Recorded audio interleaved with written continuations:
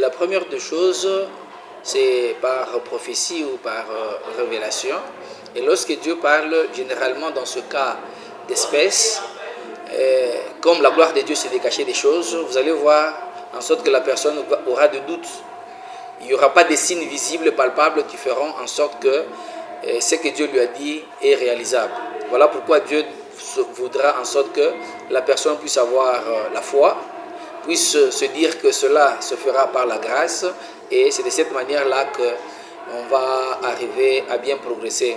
Vous voyez comme Marie qui devait avoir Jésus-Christ, mais c'est par la grâce. Par rapport à la loi, c'était impossible parce qu'il fallait la communion d'un homme et une femme, mais cela s'est fait par la grâce. Voilà que des choses que Dieu est en train de nous promettre, elles arriveront par la grâce. Même si, quand vous observez, il n'y a aucun signe qui est en train de prouver que cela est faisable.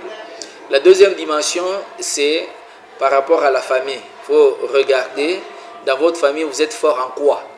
Comme les enfants d'Israël, c'était des bons bergers, des bons agriculteurs. Voilà pourquoi lorsqu'ils sont arrivés même en Égypte, ils étaient présentés chez Pharaon comme des bons éleveurs et ils ont progressé dans ce domaine-là, même dans l'agriculture. Donc on doit savoir, dans notre famille, nous sommes forts en quoi?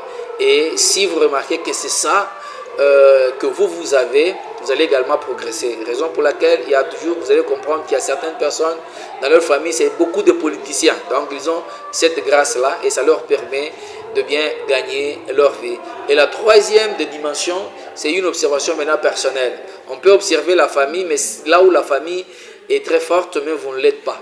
Voilà pourquoi il faut arriver maintenant à faire cette observation personnelle.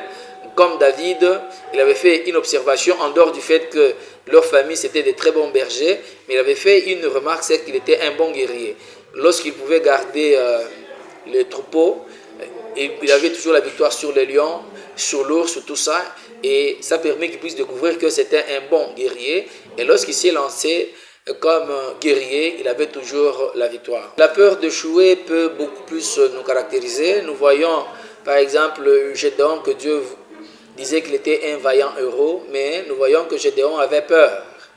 Il a demandé même 3 signes devant Dieu, mais Dieu a ajouté même un 4e signe. Et lorsqu'il a entendu de ses propres oreilles que Dieu lui avait déjà donné la victoire devant ses ennemis, les Madianites, c'est alors qu'il a eu le courage d'affronter. Nous devons savoir que la peur peut être là, le doute même peut être là. Voilà pourquoi Dieu demande que nous puissions lui faire confiance, que nous puissions avoir la foi et se dire que même si c'est flou au-devant de moi, la grâce de Dieu est là pour frayer le chemin. C'est lui qui t'a promis va le réaliser. Même dans tous les domaines, même dans le domaine tel que on découvre le talent de la famille, c'est toujours une manière de Dieu de parler, parce qu'il parle tantôt d'une manière, tantôt d'une autre, ou bien lorsqu'on fait l'auto-évaluation comme David, Dieu lui avait parlé sur terrain. Quand il est en train d'accumuler les victoires, il comprend que je suis fort dans tel domaine. C'est une manière de parler. Donc voilà que le doute peut être là.